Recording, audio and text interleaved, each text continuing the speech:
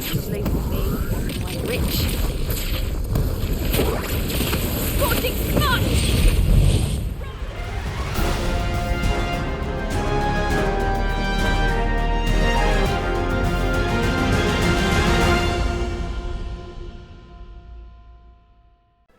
So we're back then with another build guide video for Tiny Tina's Wonderland. I'm really enjoying doing these videos and I'm really enjoying playing the game, and I see a lot of new faces in the channel, so it's great to see some new people checking out the content as well. Now, the guide video we've got today, it's a companion based build. It's absolutely insane. It's a mixture of the Graveborn and Spore Warden.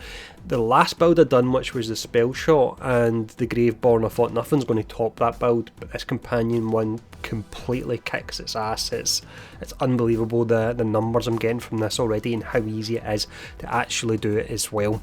So what we're going to do to break everything down in this video so you'll be able to replicate it yourself is we'll start off with a general overview of the build, where I'll give you a bit more information on how it works and what kind of numbers you'll be looking at getting on it. We'll then check out the skills I'm using. I'll give you the rationale as to why I'm using those skills.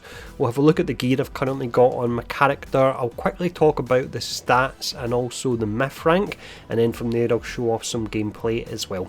But let's jump in. Let's start off with the overview first.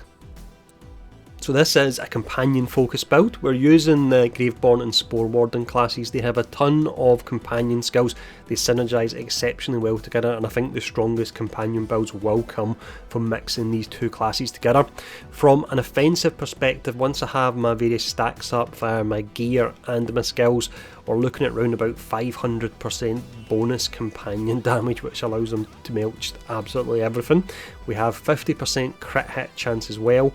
From a survivability perspective, it's not as tanky as the last build I done a video for. That was the Graveborn and the Spore Warden, but they do have decent survivability. That comes from your Mushroom Companion, which can taunt, it can revive you, which comes in clutch all the time, especially if you are playing solo. And you've also got the fact that you are melting enemies. Sometimes I'm running around a map and I can't even see enemies because my companions are downing them before I can even find them. You'll see some gameplay later on where that actually happens, but from a survivability perspective, if you can't even see the enemies because they're being melted that quick, then that definitely helps you out a lot there. But that is a quick overview of the build. Let's now break down the skills we're using.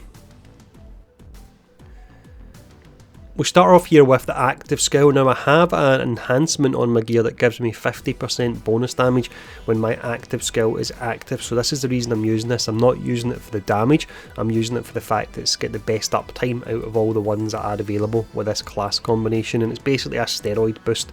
I'm using it when I go up against a boss or a badass, for example. We then have Kindred Heart, so our companions gain health and damage. The next one, Spore Cloud, allows your Mushroom Companion to taunt, and it puts out a poison cloud as well.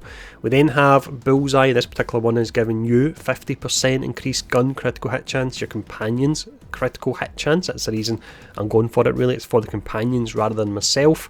We then have Medicinal Mushroom. I would say this is mandatory. It's a 1-point wonder in the way in that you get downed, and as long as your mushroom's not downed, then they'll come over and they will get you up. It's helped me so many times.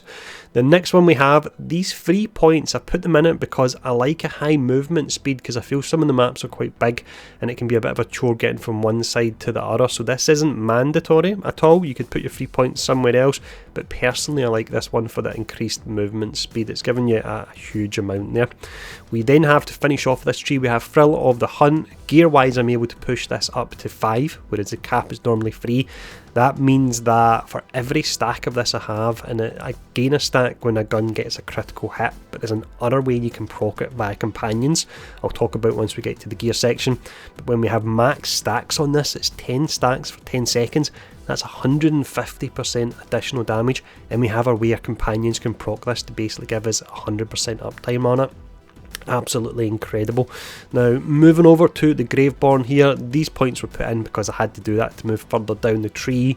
We're 5 out of 5 here because the way we'll actually be spawning our companions, or one of the ways we'll be spawning them, is via our spells. So we want to be able to cast our spells as quick as we can, so that's why we've got spell cooldown rate 25% there.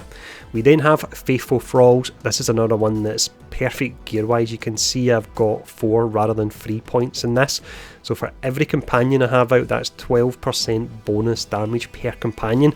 I can get around about 12 or so companions out at a time. That is the higher level, I will say that, but that's an additional 180% damage. Absolutely crazy. We then have some bonus dark magic damage for our companions. Moving over here, we have Sanguine Sacrament. This one is health regen when you cast a spell. It's actually 30% because it's 15% per second, but it lasts for 2 seconds. It's actually really good for survivability, this.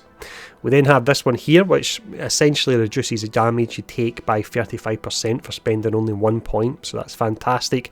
Another one here where I've really lucked out in regards to the gear I've got, so this is 5 out of 3, so when I cast a spell or I do a kill skill, then I've got a chance of summoning Dark Hydra companions, and I can summon up to 5 there, which is pretty awesome. We've then got the Demi Leech, which is casting Hellish Blast. I won't be casting spells that often, certainly not like the previous build where it was one every 5 seconds or anything like that, but because they are hitting so hard with this, it's worth getting that 1 in 5 chance for an extra one to be fired out, because it hits like an absolute truck. We then have a kill skill here, so this is increasing maximum health and spell damage. One thing I'm not sure about is when you look at the tooltip for companions, it actually says all damage increases apply to the companion. If this also means spell damage, then that's an additional 60%, so that's 560% we go up to if it does. If you know if it does, let me know in the comments below. We then have another 1 point wonder, Lord of Edges. So this one, when your health's low, you get additional damage and you take 25% less damage.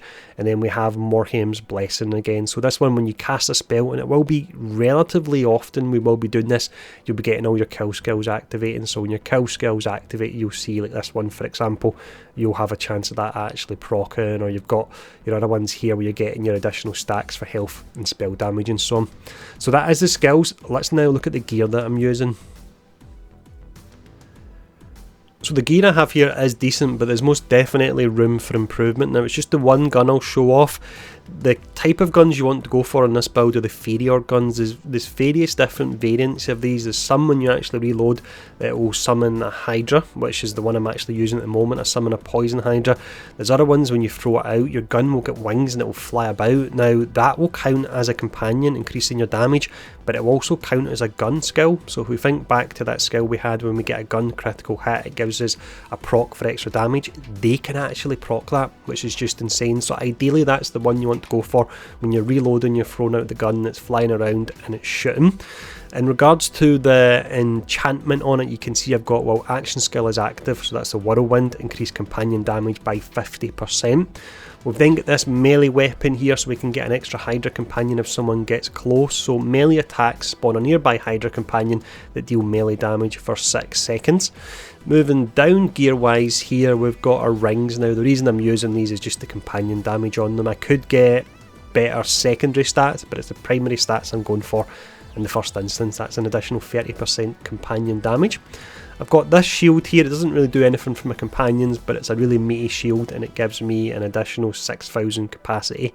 So I'm looking for something more companion orientated, but for now it certainly gives me a nice amount of survivability. We've got this here. I'm going to really struggle to get anything better than this, because you can see with the points are allocated, it's absolutely perfect. It's also got companion damage, ability damage and ability critical hit chance. The only way this could actually get better, and I'll quickly show you, is if it was on this here, because you can see the red text cut off one head and I will take its place. So periodically teleports far away Hydra companions next to the Fate Maker. Killing enemies extends the duration of your Hydra companions by 30%, so they're more likely to be more of them up if they have higher uptime. So what you're looking for, absolutely god roll piece, but the perfect combination would be the red text on this one, and also if we scroll down here, and it would be the boosts to the points on this particular one. But good luck getting that, it's probably going to take a fair amount of time. But just to finish up here spell wise, what you're looking for a repeating cast spell that will spawn a Hydra and impact. So when you cast this, it actually spawns 3 at a time. You can get multiple charges of this. You can see I'm lucky and I've got 2 charges. I don't know if it goes any higher than that. So it does have a 25-second cooldown, but I've pulled it down to around about 19 with spell reduction. When I'm casting 2 stacks of this, if I've saved them for a boss, that's 6 Hydra companions. I'm spawning straight away there, which is just absolutely amazing. So that's all the gear I'm using. Let me quickly talk about the stats and the myth rank now.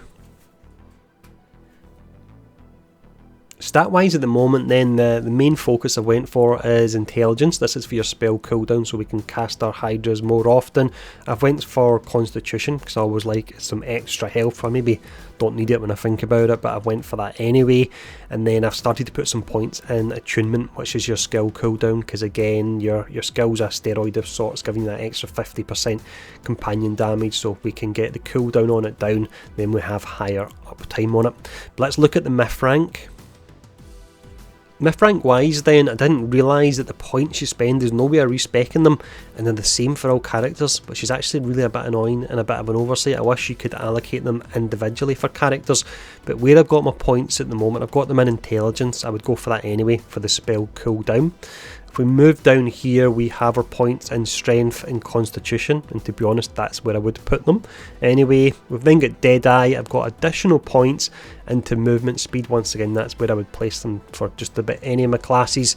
And then finishing up here with Druid, we have our points in luck. So to be honest, although the points I've allocated were mainly for the previous class guide video I done, they're still relevant for this one as well. So that's where I'm allocating the points there, and they're kind of general points that will work on all classes. Now that's actually us, that's everything covered you need to know about the build, so I'll finish up with some gameplay now. I will look to get out a Chaos level 20 video as soon as I can. I'm on Chaos level 5 or so at the moment, so it should only take my day because I'm absolutely tuned through it. It's crazy. I'm sometimes, as mentioned, running through the map and I can't even see enemies because my companions are taking them down so quick. But enjoy this gameplay. If the video has been helpful, please do take the time to hit the like, share and subscribe button, and thanks for tuning in. Stay safe and I'll see you all again soon.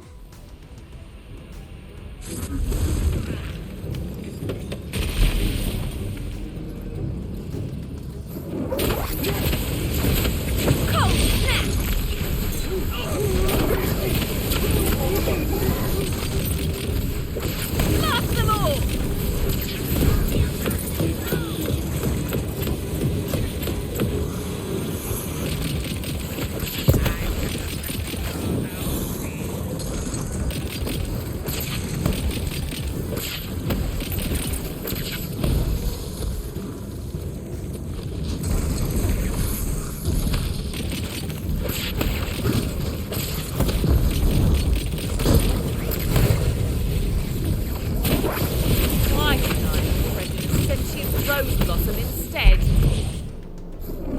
Only dust shall remain.